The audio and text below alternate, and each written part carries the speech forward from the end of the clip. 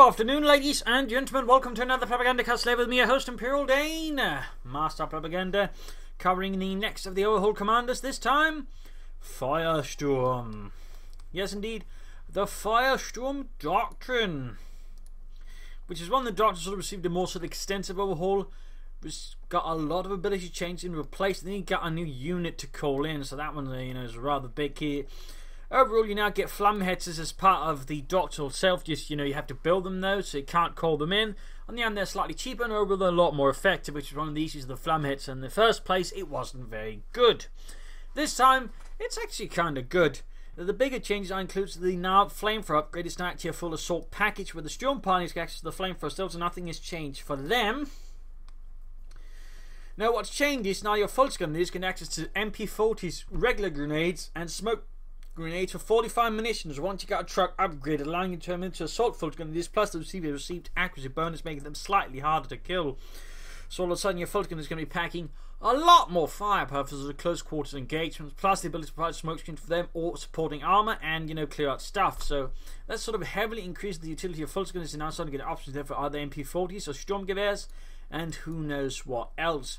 So that sort of is a rather big change there for Feuersturm. This is a potential thing there, and obviously over here sort of just pushes Feuersturm suddenly into the front line of rather useful doctrines.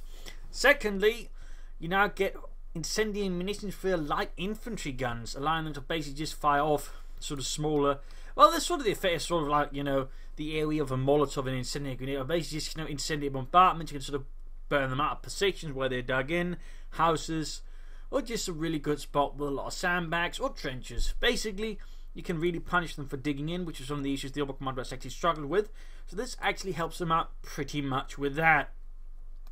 And finally, sort of in the new additions, we got the Opel Blitz truck. Basically, Overhaul Commanders to finally get some kind of infantry transport in a truck. Not a half track, but a truck. I'll take it, at least I will. And overall, you can use it to transport your troops around, giving your Overhaul Commanders forces a lot more mobility, which is one of the things I always felt they lacked, but also the ability to reinforce on the field without requiring a battle group headquarters, which is actually pretty big. In particular, when used with the right infantry, can make you a lot harder to push off, and you can allow to sustain your assaults much better with, say, lower count squads like the Sturm Pioneers or Obersoldaten. And a fun fact, 2 Sturm Pioneers working with an Opel Blitz truck is pretty effective, in particular because the Opel Blitz, on top of that, reduces the reload on nearby infantry. Not support weapons though, but say infantry, so for example the Panzer VI will actually fire faster, flamethrower as well, I guess fire faster as well, but the assault rifles will also have less of a downtime. So one of the issues with the Sturm Pioneers, in case you find, is they take quite some time to reload, so all of a sudden you're actually cutting that down. But different weapons, they can sort of have a bit of a benefit from just having the Opel Blitz around, which is kind of neat. So in that regard, the Opel Blitz can add a lot of utility, a lot of strength, a lot of mobility, and a lot of flexibility to your forces if used correctly. It might not, of course, be for everyone, but personally, I'm certainly liking it. And then finally, the rocket barrage. Well, I think it fires a few more rockets, but beyond that, nothing has really changed. Overall, Feuersturm got some heavy changes.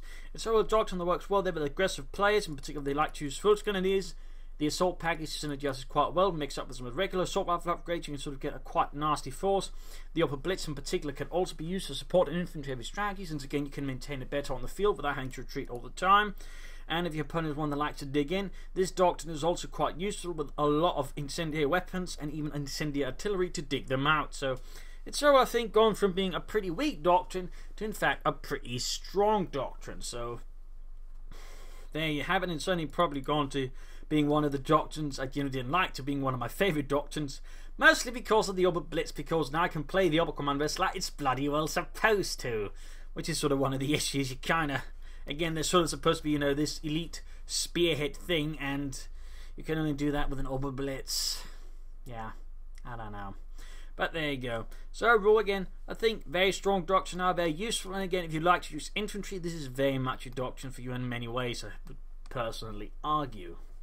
So there you go. Hopefully this episode or video has been enlightening for you, has been helpful. Hash it, subscribe, like, share, comment on it. And if you'd like to do consider donating or pledging on Patreon, and links are in the video description. And of course, a big thanks to those who are already doing so. You're all wonderful, charming, handsome people. This is Imperial Dane signing off, and see you all for another video in the near future. Cheers.